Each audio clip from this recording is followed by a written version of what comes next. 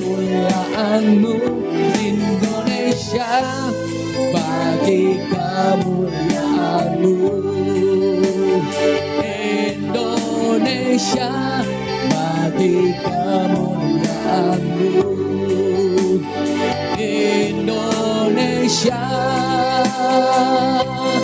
bagi kemuliaan-Mu.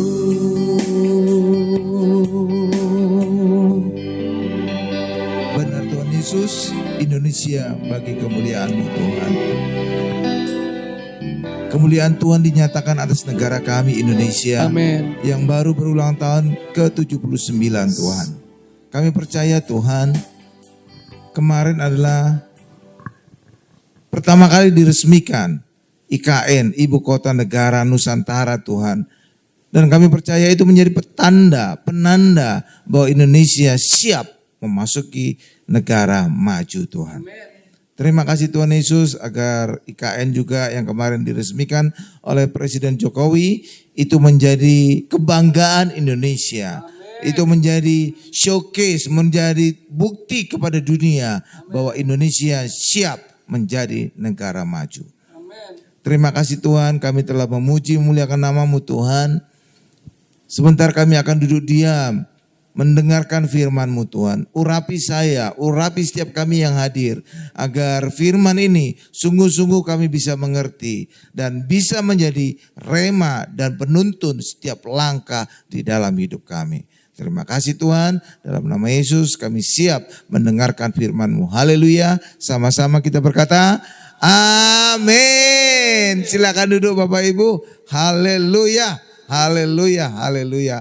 Merdeka, merdeka, merdeka. Ya biasa presiden 3 kali, saya juga 3 kali. Shalom Bapak Ibu, shalom, puji Tuhan, saya senang berjumpa dengan Bapak Ibu. Ya, apakah Bapak Ibu senang berjumpa dengan saya? Udah pasti. Ya, kenapa? Akan diberkati. Nggak ada orang yang akan diberkati tidak senang. Amin. Ya, haleluya. Saya akan selalu membaca 2 Petrus 1 ayat 2. Ini firman Tuhan ini berkata, kasih karunia dan damai sejahtera berlimpah di dalam kehidupan kita oleh pengenalan akan Allah dan Tuhan Yesus. Amin. Itulah sebabnya saya selalu berkhotbah tentang Tuhan Yesus. Bahkan saya berkhotbah berurutan mulai dari Kejadian, Keluaran, Imamat, Bilangan sampai kelak Wahyu. Tetapi kesimpulannya harus Tuhan Yesus. Luar biasa ya. Ya, sekarang sudah tiba pada kitab yang ke-38. Ini minggu depan itu kitab terakhir. Karena kitab Perjanjian Lama itu 39 kitab. Ya, ya Bapak Ibu. Jadi Agustus ini selesai seluruh Perjanjian Lama. Saya khotbahkan. Nah, nanti September masuk kitab Injil. Tapi September itu 5 minggu. Jadi sampai Kisah Para Rasul nanti selesai September. Jadi kenapa saya khotbahkan demikian Bapak Ibu? Saya ingin memberi contoh kepada kita bahwa jemaat itu boleh membaca, sebaiknya membaca Alkitab dari Kejadian, Keluaran, Imamat sampai Wahyu, seluruh Alkitab. Tapi kalau pendeta harus lebih, bukan hanya membaca, bahkan mengkhotbahkan. Jadi pendeta jangan hanya meminta jemaatnya untuk membaca Alkitab, dia juga harus mengkhotbahkan Alkitab. Kan luar biasa ya. Lah iya dong, pendeta harus lebih dari jemaat. Ya kan, tuntutannya harus lebih. Jemaat baca seluruh Alkitab, pendeta mengkhotbahkan seluruh Alkitab. Kan luar biasa ya. Ya, dan ini juga memotivasi setiap jemaat juga untuk membaca Alkitab. Karena apa? Mereka bisa lebih dulu mendengarkan khotbah-khotbah saya yang berurutan dari Kejadian sampai Wahyu. Nah, itu akan menginspirasi mereka, itu akan memotivasi mereka. Bahkan itu akan mendorong mereka untuk juga membaca secara pribadi Alkitab. Amin. Lah iya dong, kalau pendetanya nggak memberi contoh gimana berharap jemaatnya membaca. Iya kan, iya kan. Nah itu dia. Haleluya. Ya sekarang sudah tiba pada kitab yang ke-38. Kitab apa Bapak Ibu? Zakaria, betul. 100 untuk Pak Tommy. Zakaria. Dan judul khotbah kita hari ini adalah Rahasia Zakaria. Apa judulnya Bapak Ibu? Rahasia Zakaria. Iya. Zakaria artinya apa? Dalam bahasa Ibrani artinya Tuhan mengingat. Tuhan mengingat. Jadi ini dia berasal dari suku Yehuda. Jadi Tuhan mengingat. Ya, ya Bapak Ibu, Tuhan mengingat. Seperti juga Yehezkiel, Zakaria itu adalah keturunan imam. Ya, dia keturunan imam. Enggak semua nabi keturunan imam. Ya Bapak Ibu ya, ini Yehezkiel dan Zakaria itu spesial. Mereka keturunan imam. Nah, setelah pembuangan di Babel, dia melayani di Yerusalem. Dia sebagai imam dan nabi. Ya, biasanya orang Israel itu hanya satu jabatan. Raja saja, imam saja, nabi saja. Kenapa dia merangkap dua jabatan imam dan nabi? Karena pada saat itu baru kembali dari pembuangan. Jumlah orangnya masih sedikit. Ya, makanya dia memegang jabatan rangkap imam dan nabi. Lalu apa bedanya Pak imam dan nabi Pak? Bedanya imam adalah mewakili manusia di hadapan Allah. Dan tugas imam membawa korban persembahan kepada Allah, mewakili umatnya. Itu tugas imam, Bapak Ibu. Jadi imam wakil dari manusia di hadapan Allah. Dan juga mewakili umat yang dia pimpin untuk memberikan korban persembahan kepada Allah. Itu tugas imam. Itulah sebabnya bait Allah dulu di Yerusalem itu tugas utamanya hanya memberikan korban. Nah, makanya ada mesbah korban bakaran. Yang pertama kali ketemu ketika masuk bait Allah, korban, mesbah korban bakaran. Oke Bapak Ibu ya. Lalu nabi apa? Nabi adalah mewakili Allah di hadapan manusia. Jadi kebalikannya ya Bapak Ibu ya. Jadi nabi itu adalah mewakili Allah di hadapan manusia. Jadi nabi itulah mewakili Allah untuk menyampaikan firman. Menyampaikan, menunjukkan dosa-dosa orang Israel.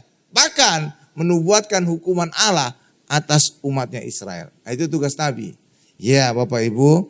Nah Tuhan Yesus memegang 3 jabatan ini Bapak Ibu. Ya 3 jabatan yang di Israel itu adalah Raja, Nabi, dan Imam. Ya Bapak Ibu ya. Sebagai Tuhan Yesus adalah imam besar agung kita. Di dalam Ibrani dikatakan. Jadi Tuhan Yesus itu adalah lebih dari imam dari bangsa Israel itu adalah imam besar Harun. Tuhan Yesus lebih imam besar agung kita. Oke Bapak Ibu ya, ya itu Tuhan Yesus. Yang kedua, raja di atas segala raja. Di atas juga raja-raja. Benar Bapak Ibu ya. Yang ketiga, nabi. Bahkan Yesus lebih lagi. Nabi menyampaikan firman, Tuhan Yesus adalah firman itu sendiri. Firman yang hidup. Yang kedua, nabi-nabi tugasnya juga menunjukkan dosa orang Israel. Sedangkan Yesus menanggung dosa manusia. Lebih hebat kan? Lebih hebat. Jadi Tuhan Yesus itu mempunyai 3 jabatan tadi tapi yang paling topnya. Oke Bapak Ibu ya. Nah ketika orang Kristen di dalam Yesus maka seharusnya 3 jabatan ini juga kita pegang. Imam, raja, dan nabi. Ya. Tetapi jabatan nabi kita tidak terlalu sering disebut atau tidak nyata banget dinyatakan. Kenapa? Karena tugas nabi itu ada 2. Sedangkan orang Kristen hanya mengerjakannya 1. Ya, jadi tugas nabi 1 tadi menyampaikan firman Allah. Yang kedua, menunjukkan dosa-dosa orang Israel dan menubuatkan hukuman Allah atas dosa-dosa tadi. Sedangkan tugas orang Kristen menyampaikan firman Allah. Itulah amanat agung Tuhan Yesus. Sedangkan untuk menunjukkan dosa itu enggak lagi. Menubuatkan hukuman enggak lagi. Kenapa? Karena Yesus telah menanggung segala dosa orang Kristen. Gitu. Saudara gitu. Jadi tugas nabi tidak sepenuhnya orang Kristen kerjakan. Makanya jabatan kenabian kita seringkali tidak disebut. Hanya 2 jabatan tadi yang disebut. Raja dan imam atau imam dan raja. Itulah sebabnya orang Kristen hanya disebut imamat yang rajani. Imam dan raja. Paham Bapak Ibu ya? Iya. Itu ceritanya. Saudara jadi kelihatan pintar kalau cerita ke orang. Harusnya 3 jabatan kita pegang ya. Oke Bapak Ibu ya. Oke ya. Haleluya, haleluya, haleluya. Nah, jadi kembali kepada Zakaria, dia pelayanan tahun 520 sampai 518 sebelum Masehi. Pelayanan Zakaria mirip dengan Nabi Hagai. Iya, Bapak Ibu. Nah, ada dua tema besar dalam kitab Zakaria. Pertama adalah penyelesaian pembangunan Bait Allah, itu Zakaria 1 sampai Zakaria pasal 8. Lalu nubuat tentang Mesias, Zakaria 9 sampai dengan Zakaria 14. Ya, jadi luar biasa Bapak Ibu. Ya, dan semuanya telah digenapi di dalam Tuhan Yesus Kristus. Nah, jadi saat Zakaria itu dipanggil oleh Tuhan, itu saat bangsa Israel kembali dari pembuangan dan juga harus membangun Bait Allah. Karena mereka juga dikembalikan oleh Raja Kores, Raja Persia. Itu karena perintah Allah kepada Raja Kores untuk bangsa Israel kembali, agar bangsa Israel membangun kembali Bait Allah. Itu Bapak Ibu. Jadi tugasnya orang Israel harus membangun kembali Bait Allah. Ya Bapak Ibu. Bahkan Raja Kores itu luar biasa. Bahkan ikut membiayai pembangunan Bait Allah. Tuh kan. Saudara itu Raja Kores itu Raja Persia loh Bapak Ibu. Jadi orang Persia bahkan rajanya itu membantu pembangunan Bait Allah di Yerusalem. Itu Bait Allah kedua Bapak Ibu. Ya, nah katanya nanti akan ada Bait Allah ketiga, sedang lagi pembangunan. Tapi saya harapkan orang Kristen mengerti, jangan ikut-ikutan antusias membangun Bait Allah ketiga. Kenapa? Karena kita sudah punya Bait Allah sebenarnya, namanya Tuhan Yesus. Yesus adalah Bait Allah yang sebenarnya, bukan buatan tangan manusia. Amin Bapak Ibu. Bahkan kita juga orang Kristen, karena kita di dalam Yesus, kita juga disebut Bait Allah. Dan juga Bait Roh Kudus. Amin Bapak Ibu. Iya. Kita luar biasa. Jadi sekarang bicara tentang Bait Allah bukan lagi secara fisik. Amin. Makanya jangan ikut-ikutan lah urusan di Yerusalem akan dibangun kembali Bait Allah ketiga. Nggak usah saudara antusias. Kenapa? Kalau saudara antusias, saudara menolak Yesus adalah Bait Allah yang sebenarnya. Kan gawat kan? Bahkan menolak diri saudara sendiri sebagai Bait Allah. Tuh kan repot kan urusan. Iya. Makanya itu Bapak Ibu. Nah, sama seperti sekarang juga pembangunan gereja, pembangunan Bait Allah sering kali ada gangguan-gangguan kan. Ternyata zaman dulu juga ada. Ya, pembangunan Bait Allah di Yerusalem itu juga mengalami gangguan-gangguan dari orang-orang sekitarnya. Iya, dan karena gangguan-gangguan itu pembangunan Bait Allah itu sampai berhenti 14 tahun.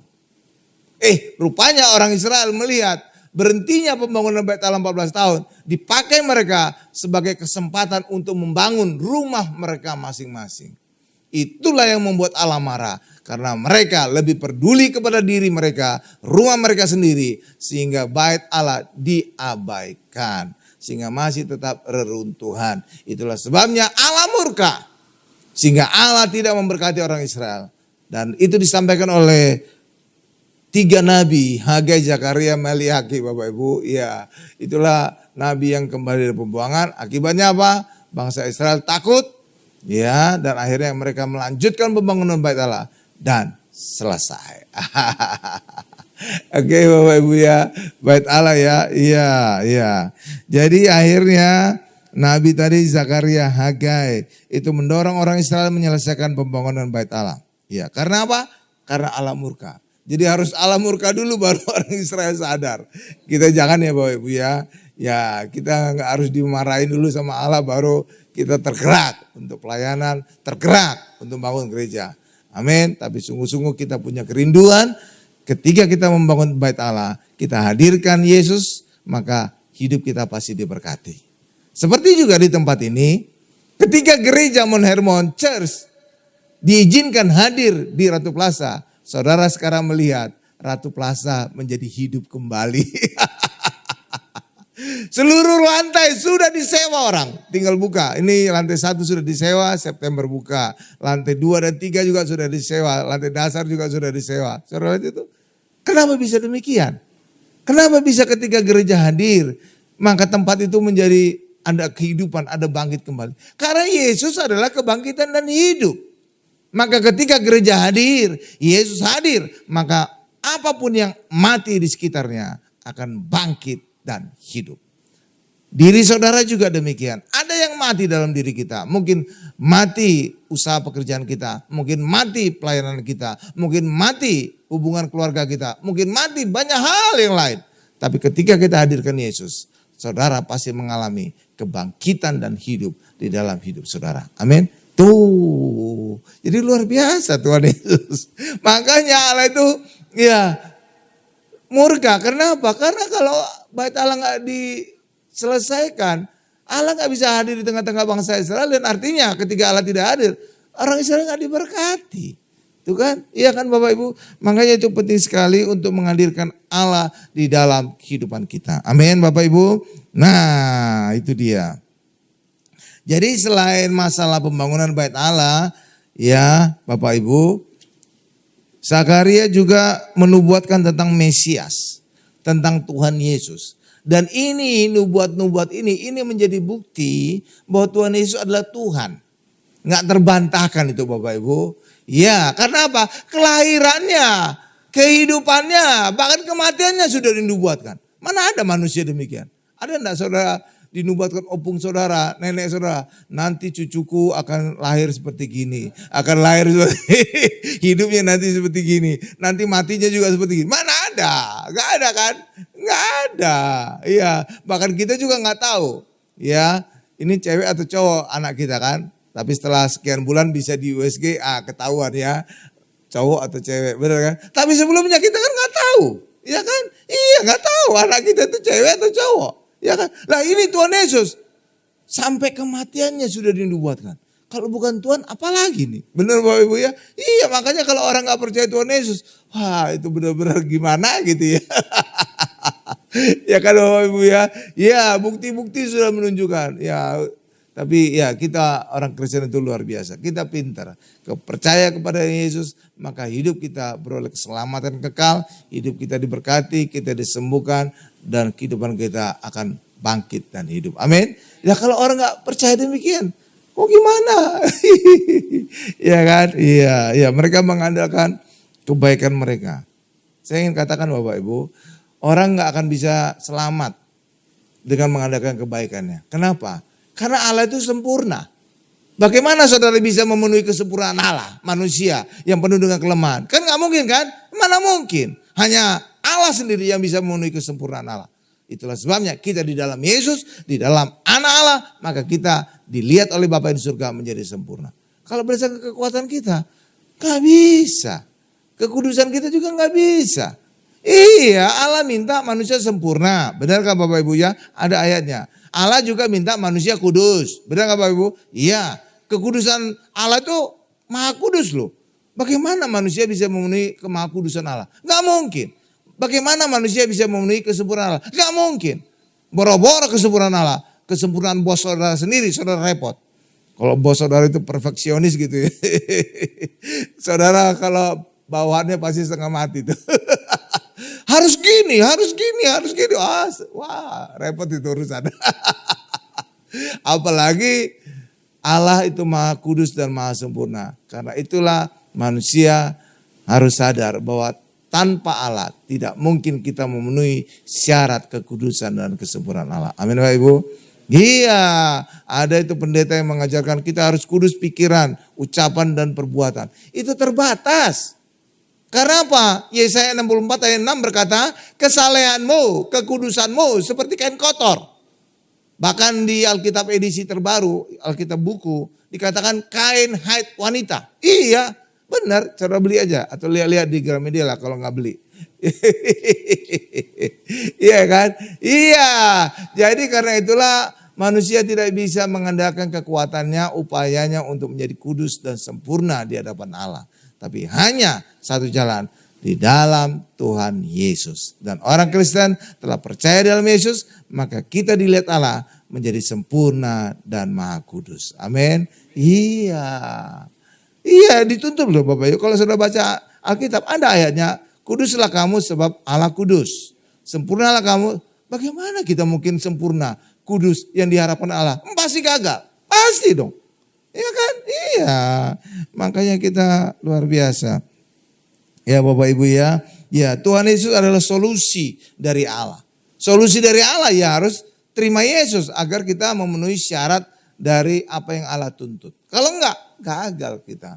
Makanya hanya di dalam Yesus manusia bisa selamat.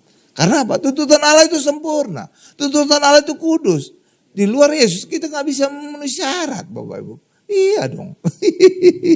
Ih, luar biasa ya. Nah, jadi nubuat-nubuat Zakaria tentang Mesias atau tentang Tuhan Yesus itu ada dikatakan. Coba kita buka Zakaria 3 ayat 8. Ini menyatakan sang tunas. Iya. Nubuat Zakaria 3 ayat 8 ini bisa saya bacakan. Dengarkanlah hai imam besar Yosua. Nah, ini imam besar Yosua adalah imam besar pada saat pembangunan kembali Bait Allah, ya, oke. Engkau dan teman-temanmu yang duduk di hadapanmu, sungguh kamu merupakan suatu lambang, sebab sesungguhnya aku akan mendatangkan hambaku, yakni sang tunas. Saudara lihat itu huruf besar, sang tunas, pasti nunjuk Tuhan Yesus. Ya, amin Bapak Ibu ya. Kalau orang biasa itu enggak huruf besar, itu huruf kecil. Oke, jadi saudara harus jeli baca ayat. Oke ya Bapak Ibu ya. Oke. Lalu nubuat yang berikutnya, Tuhan Yesus akan datang dengan cara yang sederhana. Zakaria 9 ayat 9. Nah, ini sudah digenapi dalam Matius 21 ayat 5. Ya, Zakaria 9 ayat 9 sudah di sana. Nih saya bacakan. Bersorak-soraklah dengan nyaring, hai putri Sion. Bersorak-sorailah, hai putri Yerusalem. Lihat, rajamu datang kepadamu. Ia adil dan jaya. Ia lemah lembut dan mengendarai seekor keledai beban yang muda. Nah, di sini hurufnya huruf kecil. Kenapa? Ini masih nubuat, belum ketahuan itu siapa. Tapi kalau kita dalam perjanjian baru, itu pasti diubah jadi huruf besar. Benar Bapak Ibu? Karena sudah kata, oh itu Tuhan Yesus. Nah, itu huruf besar. Tapi pada masa dinubuatkan, kan nggak tahu ini siapa ini. Benar kan Bapak Ibu ya? Maka mesti ditulis dalam huruf kecil. Ya paham ya? Paham ya? Iya, iya. Jadi nggak selalu huruf besar. Kalau dalam perjanjian lama. Kenapa? Karena perjanjian lama masih banyak nubuatan. Belum tergenapi, belum ketahuan ini siapa. Ini menunjuk siapa. Oke Bapak Ibu ya. Tapi kalau perjanjian baru sudah tergenapi, sudah ketahuan. Oh itu menunjuk Tuhan Yesus. Paham ya Bapak Ibu ya. Lanjut. Bahkan juga Tuhan Yesus dikhianati dengan 30 keping perak. Itu juga sudah dinubuatkan. Kan luar biasa kan. Itu digenapi dalam Matius 26 ayat 15. Coba kita buka Zakaria 11 ayat 12. Mana ada manusia biasa yang kelahirannya, hidupannya sudah dinubuatkan. Ada Bapak Ibu? Enggak kan? Apalagi kita. Waduh, jauh. Kadang-kadang juga mama kita, bapak kita kaget. Oh, anak saya jadi ini toh. Oh, jadi ini toh. Coba saudara bayangkan orang tuanya Pak Jokowi. Bisa enggak kebayang? Oh, nanti anak saya jadi presiden. Boro-boro gitu. Enggak mungkin ya. Enggak mungkin ya. Ya enggak mungkin. Saudara tahu, Pak Jokowi sendiri yang ngomong dalam pidatonya, mereka itu tinggalnya di bantaran sungai. 3 kali digusur. Tuh, bagaimana mungkin orang yang tinggal di bantaran sungai digusur 3 kali jadi presiden suatu hari kelak. Tuh, nggak kebayang kan? Tuh, kan luar biasa kan? Ya kan? Tapi Tuhan Yesus sudah dinubuatkan. Tuh kan, dahsyat kan? Jadi kalau orang nggak percaya Yesus, aduh itu benar-benar. Luar biasa. Coba Zakaria 11 ayat 12. Iya, Zakaria 11 ayat 12. Tuh. Nih saya bacakan Zakaria 11 ayat 12. Lalu aku berkata kepada mereka, jika itu kamu anggap baik, berikanlah upahku. Dan jika tidak, biarkanlah. Maka mereka membayar upahku dengan menimbang 30 uang perak. Nah ini adalah bayaran untuk Yudas Iskariot. Jadi sudah dinubuatkan 30, jumlahnya juga sama, 30 keping perak. Benar ya Bapak Ibu? Tuh, gimana bisa terjadi ini kalau manusia biasa? Tapi Tuhan Yesus sudah dinubuatkan. Bahkan pada saat Tuhan Yesus juga disalib, detail-detailnya juga disebutkan di dalam Mazmur. Tulang-tulangku kelihatan, Ada orang menombak perut, menikam perutku. Demikian juga ya benar Bapak Ibu. Iya, dan juga haus minum anggur asam. Enggak, udah ada dinubuatkan. Kalau bukan Yesus, Tuhan, nggak mungkin itu Bapak Ibu. Sampai detail gitu. Luar biasa ya. Iya kan? Iya, kayak Pak Jokowi lah. Siapa bisa dulu orang tuanya berpikiran nanti suatu hari kelak anakku jadi presiden. Nggak ada ya, nggak ada kan? Tuh, iya. Bahkan juga awalnya beliau itu orang bisnismen. Ya, pedagang mebel kan Bapak Ibu ya. Iya, luar biasa. Iya, makanya ada yang saya baca-baca di YouTube plesetannya. Iya, pohon beringin. Hanya tukang kayu yang bisa memotong. Dijadikan mebel kan. Itu di YouTube. Itu Muhammad Kodari ya. Mr. Q. Ya, itu. Saya tahu, saya juga pengikut ini Bapak Ibu, pengikut YouTube. Supaya apa? Pendeta itu jangan kuper. Makanya saya banyak ngikuti YouTube politik, ekonomi, ya. Jadi nggak cuma rohani. Makanya kalau saya ngomong juga politik, saya bisa. Ngomong ekonomi saya bisa. Kenapa? Karena saya selektif memilih YouTube. Pendapat ahli yang saya ikuti. Jadi apa? Pikiran dia itu saya serap. Jadi saya juga jadi ikutan ahli. Iya kan, keren kan? Iya keren itu. Iya, makanya juga ada teman kita juga. Saya bilang, kamu itu kuper, ikutin video YouTube. Kamu dengar ahli-ahli ngomong apa, politik, ekonomi. Supaya apa? Ilmu mereka itu kamu serap, transfer. Jadi kamu makin cerdas. Jangan kuper gitu. Saya juga gitu. Iya kan? Iya.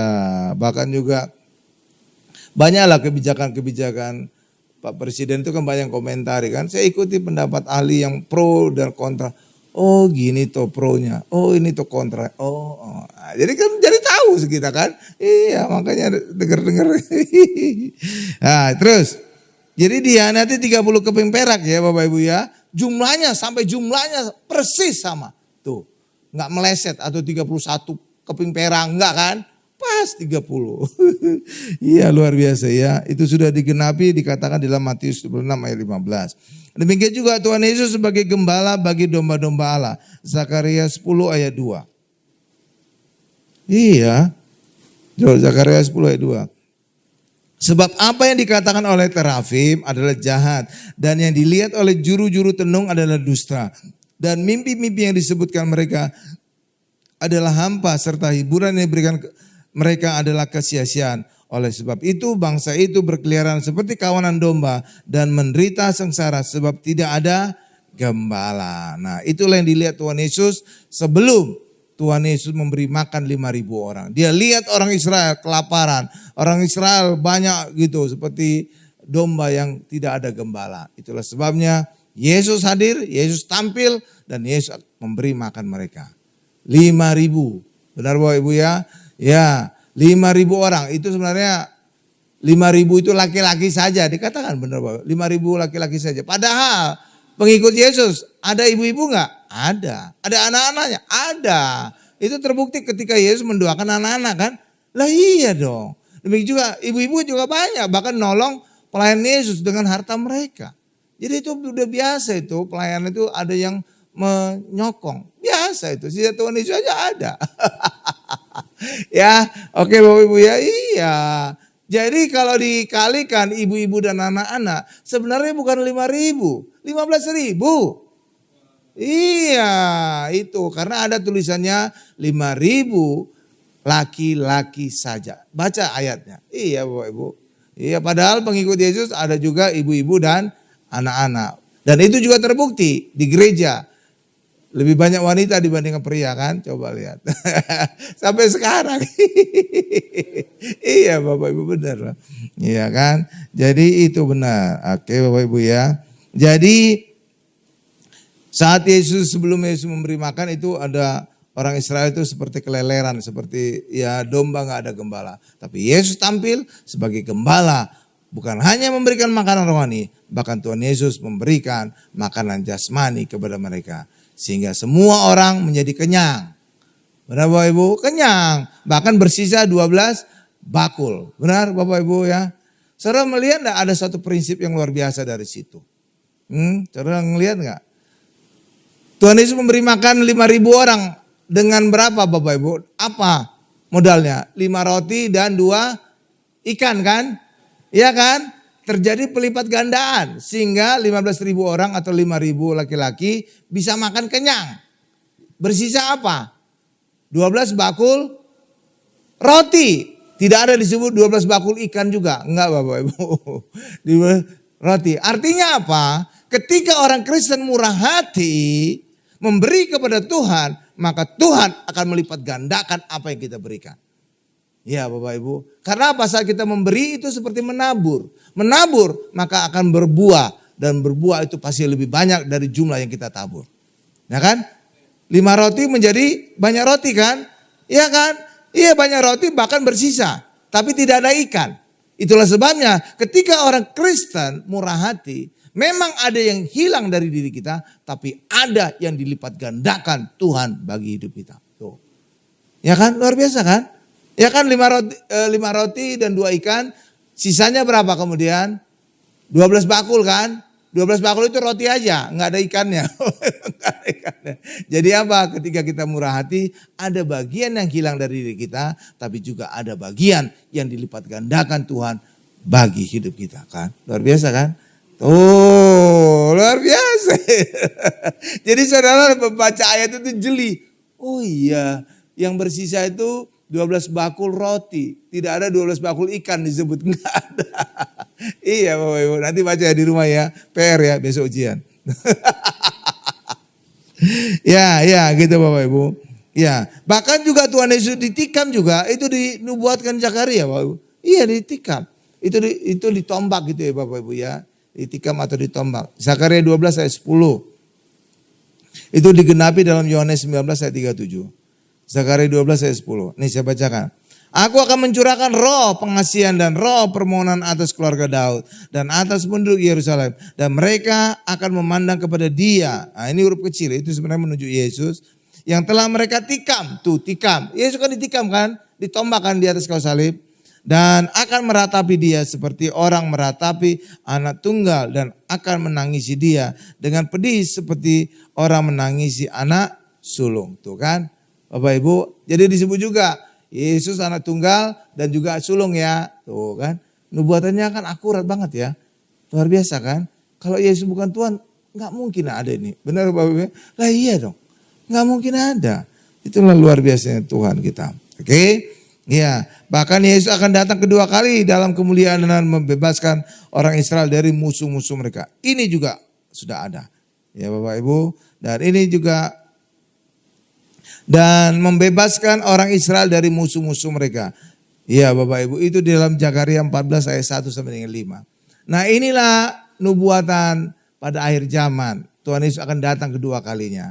Dan pada saat Yesus datang, Tuhan Yesus akan datang dengan orang-orang kudusnya. Siapa orang kudusnya Tuhan Yesus? Kita yang telah dikuduskan oleh darah Yesus. Itulah sebabnya kita pasti mengalami pengangkatan terlebih dahulu sebelum kedatangan Yesus kedua. Kenapa? Karena kelak kita akan turun kembali bersama-sama dengan Tuhan Yesus. Untuk apa? Untuk menyelamatkan bangsa Israel. Di dalam kitab Wahyu dikatakan bangsa Israel akan dikepung oleh segala bangsa. Sekarang sudah kita lihat. Kayaknya segala bangsa itu memusuhi orang Israel. Iya benar Bapak Ibu ya. Iya. Apa salah mereka sih sebenarnya? Iya kan Bapak Ibu ya. Sekarang mereka membalas ngebom. Ya, saya nggak ngomong politik lah, udahlah pokoknya situlah. Nggak enak nanti. ya Bapak. Nah gitu Bapak Ibu. Jadi Tuhan Yesus turun untuk melindungi bangsa Israel dari kepungan bangsa-bangsa. Dan sekarang sudah terlihat tanda-tandanya. Banyak bangsa memusuhi bangsa Israel. Benar Bapak Ibu? Iya. Dan pada saat Yesus nanti turun kedua kalinya, saat itulah orang Israel percaya kepada Yesus. Mereka percaya Yesus juru selamat. Yang menyelamatkan bangsa Israel dari pembinasaan bangsa-bangsa. Amin Bapak Ibu. Jadi orang Israel itu memang seringkali pikirannya pikiran jasmani aja. Iya Bapak Ibu. Mesias mereka pikir Tuhan Yesus akan datang membebaskan mereka dari perbudakan orang Romawi. Enggak kan? Enggak. Yang lebih lagi. Membebaskan seluruh umat manusia dari dosa. Benar Bapak Ibu? Dari perbudakan setan. Benar? Demikian juga orang Israel nanti pada akhir zaman akan percaya kepada Yesus. Ketika Yesus benar-benar membebaskan mereka secara fisik lebih dulu. Dan itulah membebaskan bangsa Israel dari kemusnahan karena dikepung, diperangi oleh banyak bangsa. Jadi mereka itu matanya mata jasmani Bapak Ibu. Iya kan? Iya. Demikian juga sekarang ayat ada berkata, Rasul Paulus berkata bahwa orang Kristen akan memberikan kecemburuan kepada orang Yahudi. Dan sekarang ini sudah memberikan kecemburuan. Kecemburuannya bagaimana Pak? Karena mereka melihat dengan mata mereka. Banyak bangsa dari seluruh dunia datang ke Israel, orang Kristen. Ke Bethlehem, ke Yerusalem, ke Nazaret segala macam. Mereka melihat, waduh umat Tuhan orang Kristen. Kok bisa datang ke luar negeri ya? Kok bisa datang ke Israel ya? Pasti mereka diberkati. Itu yang membuat mereka cemburu Bapak Ibu. Mereka melihatnya secara fisik aja. Diberkati itu mereka kaya, bisa datang ke Israel gitu. Iya kalau nanti saudara berkesempatan ke Israel, saudara akan lihat Bapak Ibu. Seluruh dunia, makanya seringkali kalau ke Israel kita ketemu dengan rombongan dari negara lain.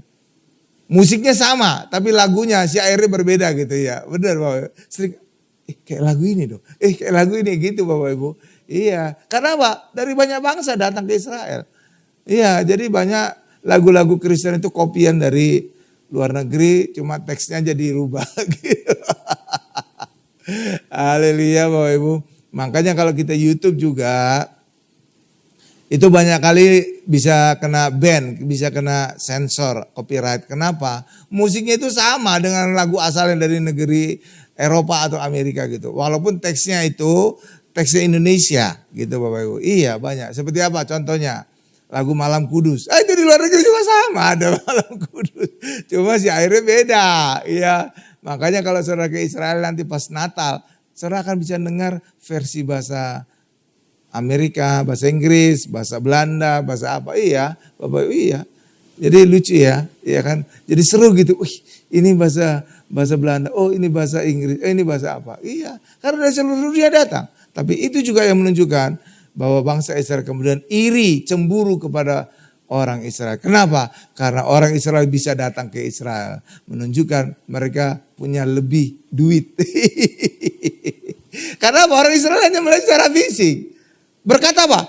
Kaya nggak mereka? Gitu Bapak. Keselamatan. Benar lah Yesus juru selamat. Apa buktinya?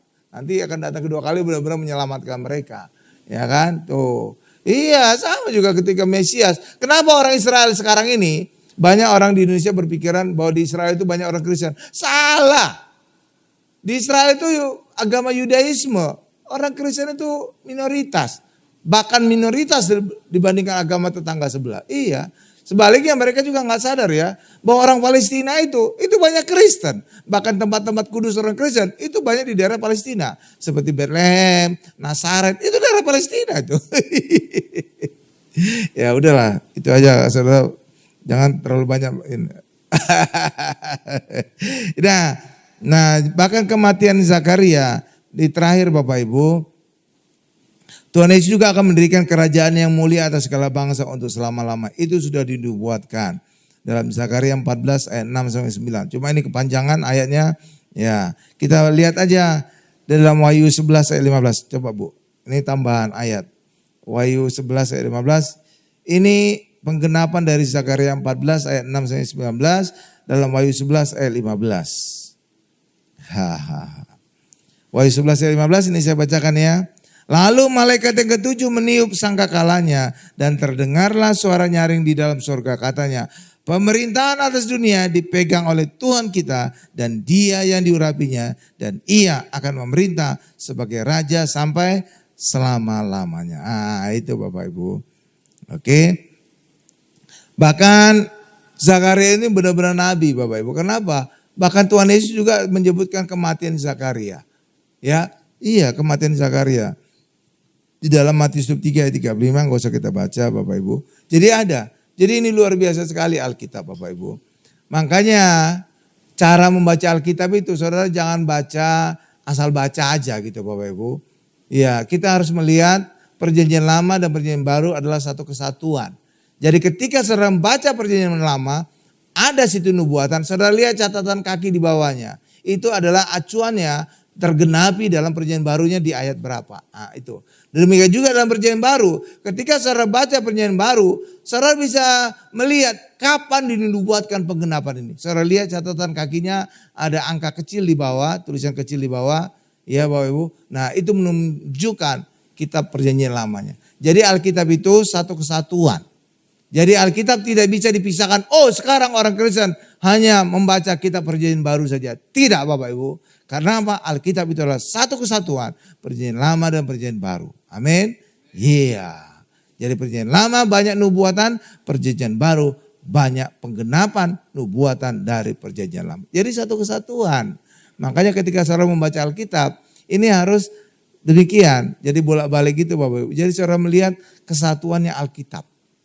Jadi enggak membaca perjanjian lama, oh terlepas dari perjanjian baru. Enggak, ada acuan perjanjian baru. Demikian juga pada saat membaca perjanjian baru, itu ada acuannya dalam perjanjian lama. Jadi Alkitab itu adalah kesatuan perjanjian lama dan perjanjian baru. Amin. Tuh, luar biasa. Saya simpulkan khotbah saya ini, semua nubuat Zakaria yang banyak dalam perjanjian lama digenapi semuanya oleh Tuhan Yesus. Banyak lagi nabi yang bernubuat tentang Tuhan Yesus, tentang kematiannya seperti Yesaya. Amin Bapak Ibu. Ini menjadi bukti absolut bahwa Tuhan Yesus, bahwa Yesus adalah Tuhan yang Maha Kuasa, Alfa dan Omega. Yang hidupnya, kelahiran, kehidupan dan kematiannya sudah dinubuatkan. Amin. Kita tundukkan kepala kita.